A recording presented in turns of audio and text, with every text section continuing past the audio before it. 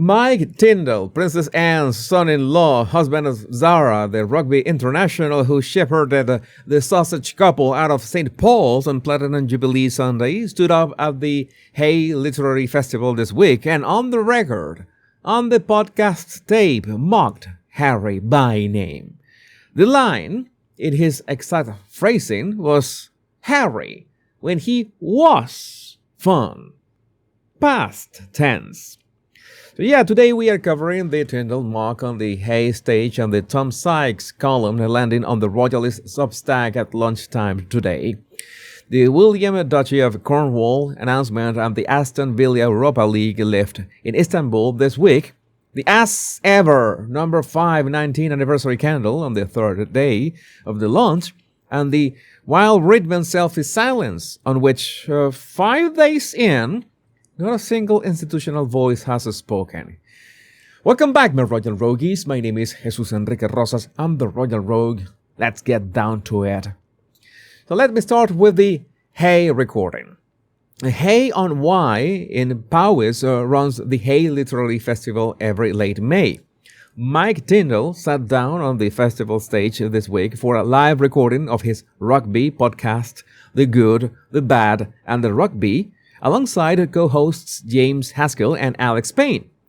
And the conversation drifted to his own 2011 wedding to Zara Phillips at Canongate Kirk in Edinburgh, and the guests who, in his framing, had embarrassed themselves on the dance floor. And the line Tindall delivered on the record, on the podcast tape, in front of a paying festival audience, he said, and I quote, "A lot of other people managed that way better than you. Harry when he was fun." I'm going to repeat, Harry when he was fun.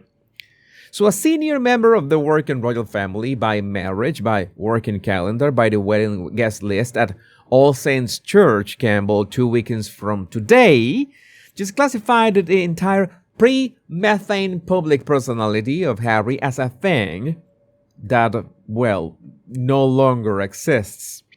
And the same recording carried a bonus line on the man currently holed up at Marsh Farm. Tindall was told he had his own bedroom at Buckingham Palace, and his reply on the same tape was, "Opposite end to Andrew, though." Yeah, that though says everything. Opposite end to Andrew, though. Again, that is a working royal in law on the record on a podcast tape, putting the disgraced former Duke of York and the disgraced former Duke of Sausages in the same comedy bid on the same evening. Tom Sykes filed the column at lunchtime today on the Royalist Substack under the headline, "Mike Tindall Mocks Howie." And Hello Magazine, McGivy News, and the AOL syndication picked the line up before tea. Speaking of the working royal calendar, let me tell you what landed on the Prince of Wales' office this week. Monday morning, the Duchy of Cornwall released the most significant strategic shift in the state's 680-year history. Wow. William, as Duke of Cornwall, will sell off roughly 1/5 of the duchy over the next 10 years and reinvest £500 million into housing, environment, and community work. So the headline figures in the working press, £161 million into housing.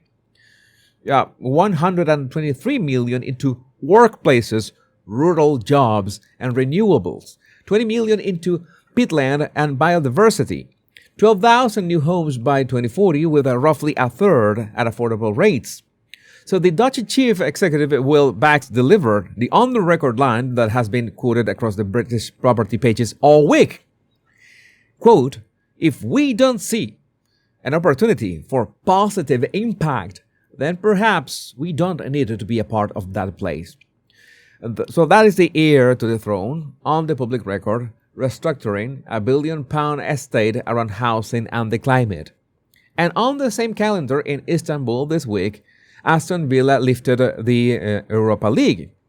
The Birmingham Football Club William has supported since boyhood. 3-0 against Freiburg. First European trophy since 1982. first major silverware in close to 30 years. So William released a Kensington Palace message before kickoff. Come on, Villa! Good luck in tonight's Europa League final.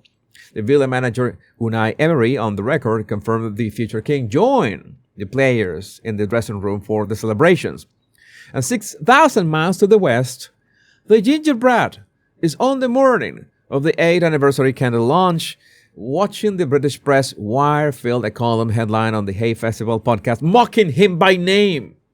And the future king is in a dressing room with the football team he has loved for 30 years. That is quite a split screen on the 8th anniversary news cycle, and that writes itself. But let me close the inventory line we opened yesterday morning, because the receipt on the As Ever signature candle number 519 is now on its third day of trying. As Ever launched the candle on Tuesday morning across the brand's channel. $64 in the United States. Again, £48 in the United Kingdom. Branded on the May the 19th wedding date.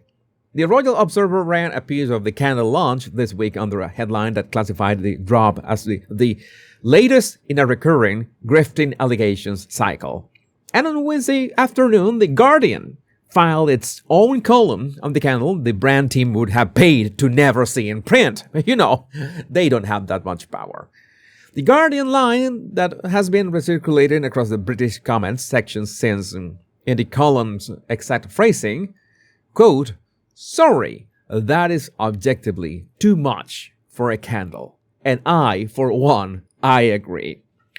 That same column ran the question every British retail editor was working in the back of their head. Who are these candles for? The Markle's gems, I understand, because everyone likes gems. But a candle, you have made on the assumption that people will want to celebrate an arbitrary wedding anniversary. So the closing line, "Come on, Markle, you're not exactly making it easy to root for you," as per The Guardian, is on point. Left of center British broadsheet that has, for most of the post-Brexit period, been the friendliest column inches on Fleet Street to the founder of an American lifestyle brand, landing a closing line that classifies her by surname only and tells her she is not making the routing easy. That must have hurt. We know that Meghan reads all that. That is the morning. The candle is still on the AskEver.com shopping page. $64. Wedding date on the SKU. 3 days into the launch. No sold out batch. No back order line. None of that. The candle the brand team filed against the Carousel and the British Airways flight crew exclusive has not, in 72 hours of trying, moved off the shopping page. By the way, that British Airways flight crew exclusive card, maybe it's not that exclusive as we think. But well, and speaking of 72 hours, the Ritman selfie that we covered here, that silence is now in its 5th day on the public record. While Ritman, 40 years old, Finland's Minister for Social Affairs and Health, a member of the right-wing Finns Party, the cabinet figure under whose name the Finnish broadsheets have been carrying the racist text dossier and the harassment investigations for half a decade, posted the selfie with a methane on Instagram on Monday morning, captioned, "A dinner with Meghan." Okay. The sausage spokesperson on the record, the Duchess does not know Mr. Ritman and was unfamiliar with the concerning reports. Well, I have to tell you that maybe a picture with somebody who is guilty of crimes is, maybe you don't know. I can give Meghan the benefit of the doubt because it is what it is, right? But it is still a bad look. It is also, it is what it is. So the Finnish Prime Minister Petteri Orpo's office hasn't said anything about that either. The World Health Organization, silence. Sentebale, by the way, silence. Buckingham Palace, silence as well. 5 days. The four institutions whose names address the Geneva booking, the Finnish cabinet, the WHO, the Southern African charity Harry is presently defending in the High Court, and the British monarchy, whose surname is on the candle, have not, in 5 days of trying, found a sentence to spend on the photograph. I think it's for the better, at least in terms of Buckingham Palace. I think that's for the better.